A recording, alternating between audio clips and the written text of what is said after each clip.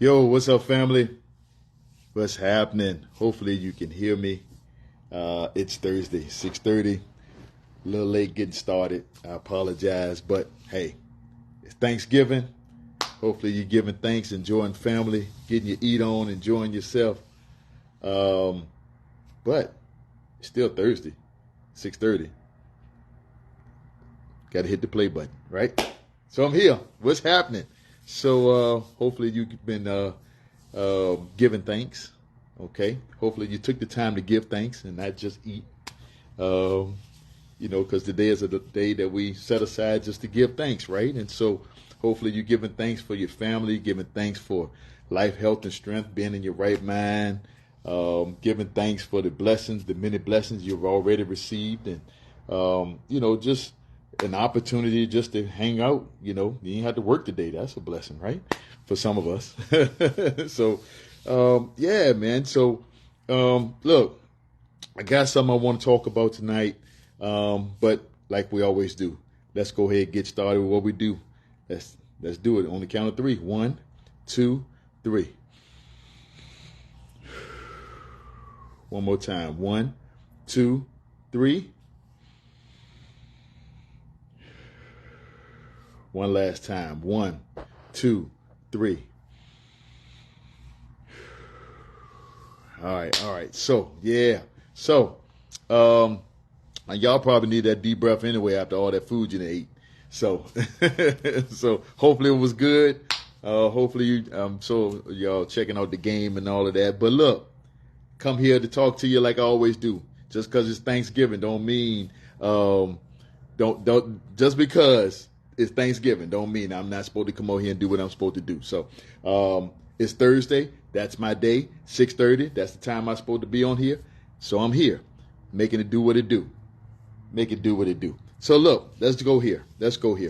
So like I say, we're giving thanks for the day, right? If you haven't given thanks, take time to do that. Okay, take time to do that. But I got something I want to talk about, and this might be a little jab at you. If it is a jab at you, sorry, but not sorry. All right, but here's where we're gonna go. Right, we're gonna do this right here. I'm gonna be a little scriptural today. I'm gonna be a little scriptural, right? And so here's the scripture I want to throw at you right now, and it comes from the book of Proverbs.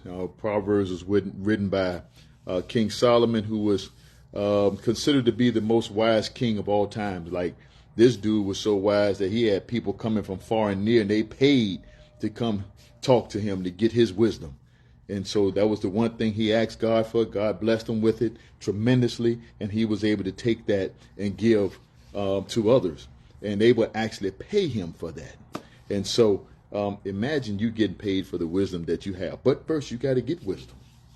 Okay? And so that's what we're going to talk about right there.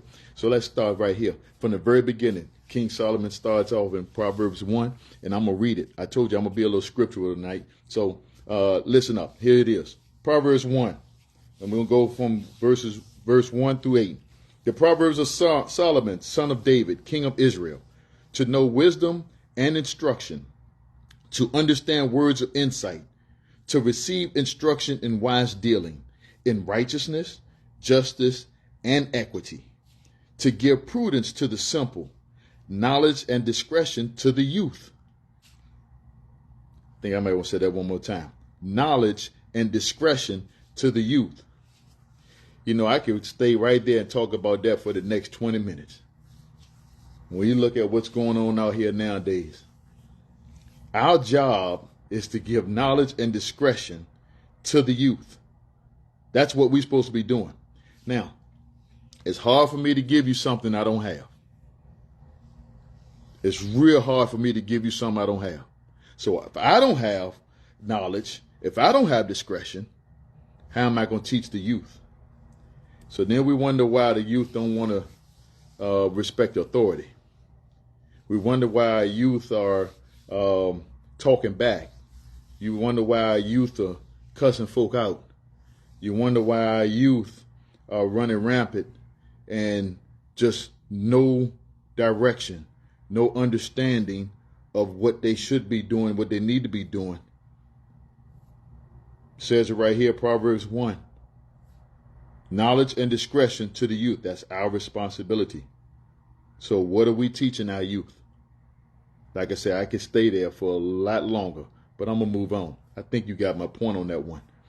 Let the wise hear and increase in learning, and the one who understands obtain guidance.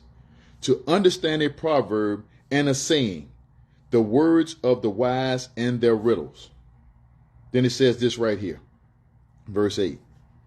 The fear of the Lord is the beginning of knowledge. Fools despise wisdom and instruction. Fools despise wisdom and instruction. I got to go here. I got to go here to another one. If I hit you, just say ouch. Just say ouch. That's all I can tell you. Check this out. Proverbs 1. We're still in chapter 1. We will go to verse 22. How long, O simple ones, will you love being simple? How long will scoffers delight in their scoffing and fools hate knowledge? Now, if you understand what the word scoffing is, then you can understand that verse. But if you don't know the word scoffing, which I didn't myself, I'm being honest with you, I had to obtain some knowledge myself and understand what the word scoffing means. Scoffing means this: to laugh and talk about a person or idea in a way that shows that you think they are stupid or silly. Now, just let that marinate for a second. I'm going to read it one more time so you understand what the word scoffing means. To laugh and talk about a person or idea in a way that shows that you think they are stupid or silly. Now, I'm not talking to you. I'm talking about the other ones. I ain't talking about you. But how many times have we seen that? Heck, it's in the Bible. Just think about my man that was building the ark. Noah building the ark. It was dry as a bone. Wasn't no rain happening. You don't think he was talked about? Trust me, he was talked about. Then, of course, we know Jesus was talked about. Right? So there's examples in the Bible. That's just a couple of them. There's many more. But how many times have we talked about somebody, laughed at somebody, thought they was a fool, only to find out that they actually were the smartest ones? You got to understand something. People are called to do certain things at certain times. It doesn't make sense. For some of them, it doesn't even make sense to them, but they know it's something they're supposed to be doing and it's something they're called to do. So it doesn't look smart. Don't look like that's something you should be doing. Like they're wasting their time. Like they look to some folk, they look like fools. And so then what we do, we put our mouth on it. We talk about them. You know, we call them out. We rat on them. We joke on them. We clown them, right? We do all kinds of things to try to make them feel bad about what they're doing, trying to make them change their ways. If you're in that position where somebody's trying to joke on you, but you know what you're doing is what you're supposed to be doing, the devil is a liar. You keep doing what you're supposed to be doing. You let the Lord fight your battles. Because trust me, if Noah had listened to the folk, if Noah had listened to the noise, I promise you Noah wouldn't have built that ark. And a lot of folk would have died, including himself. A lot of animals and folk would have been dead had he not did what he was supposed to do. Even despite the folk laughing at him, the people joking on him, the people telling him he looked like a clown, he looked like a fool. Folk are going to talk when you call to do something. Folk are going to do something, say things, try to do whatever they can to get you off course. That's just the enemy working through them. Now, my prayer is that you don't allow the enemy to use you to be like that to somebody else. But if you're the one that's in that position that folk are clowning on you, just know that you're probably on the right path. Chances are you're doing exactly what you're supposed to be doing. because it doesn't make sense. It don't look right, don't smell right, don't sound right. And the time that you're doing it is not the right time. That's just ridiculous that you're doing that. You done heard it. You done seen it. But he says it right here. It says, how long, O simple ones, will you love being simple? How long will scoffers delight in their scoffing and fools hate knowledge? See, sometimes we want to put our mouth on things because we don't understand it. It doesn't make sense. So why are you doing it? It's not going to always make sense to you. Matter of fact, chances are, and I'm talking to you scoffers, okay? Not you. I'm talking to the scoffers. The vision wasn't given to them, first of all. And second of all, it's not for them to understand. It's not for them to get it. Okay? You got it. The scoffers are going to hate. The scoffers are going to talk because they don't have the vision. They don't know what's going on. You do. So you keep doing what you're supposed to be doing. Let the haters hate. Let them talk, because the Lord is fighting your battle with them on your behalf. You stay focused on what God called you to do. You stay focused on what you're supposed to be doing. You stay diligent. You stay on the grind. Respect your grind on what it is that you are supposed to be doing. Stay on it. Let the haters talk. Let them laugh and giggle. Okay? Let them do it. Go ahead. Let them have their fun. He who laughs last laughs best, right? And when you come through shining like new gold, because you did what God called you to do, and you blocked out the noise, you gonna be surprised. And then what they got to do? Anybody ever had to eat some humble pie? How did that taste? How did that taste? So I want to hit y'all with this right here, and I told you I was gonna be a little scriptural, but this message tonight, if you one of those folk that's talking, that you laughing, you might want to check yourself, because what you don't want to do is put your mouth on something that God has called somebody to do.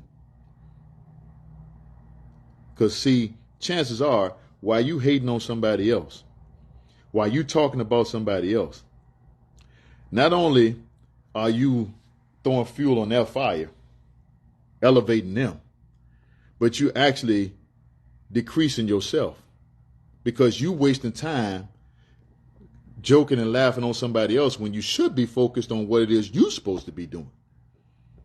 And then you wonder why you're not blessed. You wonder why you can't get ahead. You wonder why things not happening for you, because you wasting time talking about somebody else, worried about what somebody else doing. It don't make sense to you what they doing. It ain't for you to know. That's not your job. That's not your place. That's not your responsibility. Your responsibility is to do what you supposed to be doing, what you called to do. So yeah, I'm talking to you haters. I hope you're listening. I hope you're listening. The ones that want to go out here and be talking about other stuff, other folk, what they doing. Ain't none of your business. It's none your business. Mind your business. Get on your grind. Pay attention to what you're supposed to be doing. Seek God for what you're supposed to be doing. Get the knowledge that you're supposed to be getting so that you can do what you're supposed to be doing. Stop wasting time on somebody else's stuff. Why? I just don't understand. Why do we want to waste time on what somebody else doing? That's between them and God. Whether it's right or wrong. That's not for you to be dealing with. That's not your battle. That's not your place. So when you're wasting time, and then you wonder why things ain't working on your behalf, because you too busy trying to find out what's happening over there. Ain't none your business. So mind your business. Get on your post. So now, next scripture. Proverbs 24. No, I'm sorry. James 1:5. If any of you lacks wisdom, let him ask God, who gives generously to all without reproach, and it will be given him. Next one, Proverbs 18:15. An intelligent heart acquires knowledge, and the ear of the wise seeks knowledge. Basically tonight, this word is Stop worrying about what somebody else doing. Stop thinking about what they got going on. Stop trying to get up in other folks' business. Stop putting your mouth on something you don't know and don't understand.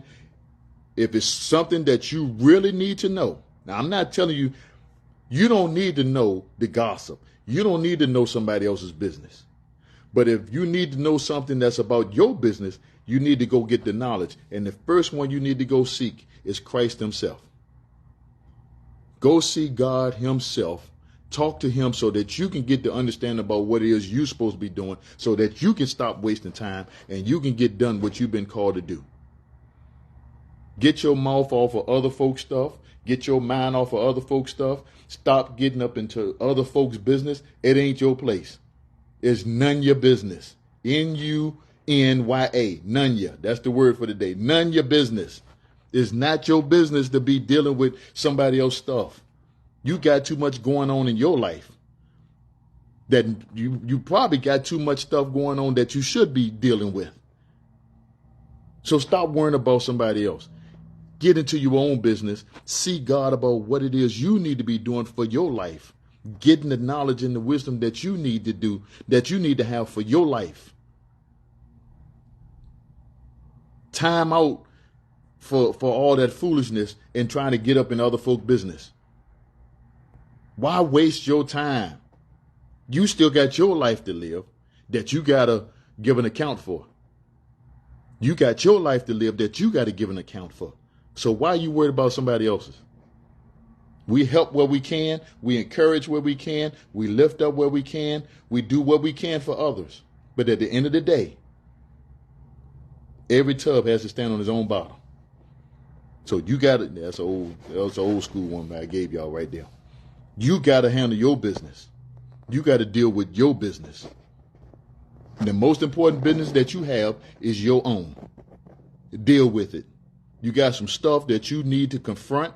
You got some stuff you need to talk to. You got some stuff you need to do. You got some stuff you need to get rid of. You got some folk you need to mend some patches with. You got some folks you need to cut off. You got some folk that you need to air out the dirty laundry. You got some carpets that you need to pull back and sweep underneath that. Get that junk. That so much stuff you done swept underneath the rug. Now you got a big hump and you wonder why you keep tripping over it. The rug got a big bump in it because you done swept so much stuff underneath the rug. And you ain't got no more burners to be putting on the back burner. Your stove is loaded. So get out of other folk business. Let's get in your own business and let's handle it. And if you don't know how to handle it, let me give you a scripture for that. James 1:5. I just gave it to you. I'm going to give it to you again. If any of you lacks wisdom, let him ask God. Let him ask God, who gives generously to all without reproach, and it will be given to him. And if that means you got to go talk to somebody else, God is going to tell you. He's going to put that person in your path. He's going to tell you who to go talk to. He's going to get you connected to who you need to be connected to help you get through the stuff you need to get through, or wherever you need to go, whatever you call to do. You got to trust God on that. But you can't trust God and be focused on what you're supposed to be doing when you're worried about somebody else's stuff. Get out of other folk business. Mind your own business, because you got things you need to be doing. And you wonder why you're frustrated and irritated, because you focus on other folks' stuff and not dealing with your own. It's time to go deal with your own. Now, last scripture, and we out of here. This is it right here. We're going to close out with this one right here. I told you it's going to be a little scriptural today. Here it is, the last one. Proverbs 24, 3-4.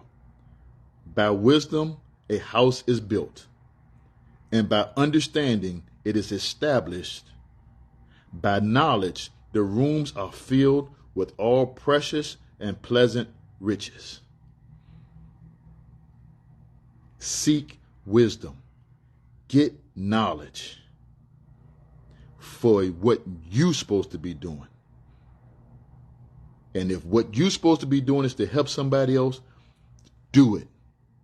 But please seek wisdom, seek knowledge, seek what it is you're supposed to have, what you need to do what God called you to do. But God did not call you to get up in other folk business that has nothing to do with you. So the word for today, it's none your business. Get out of their business. Get into your own business. Let's go make it do what it do. Love you. See you next week at 6:30. Pray, plan, prepare, proceed. Let's go make it do what it do.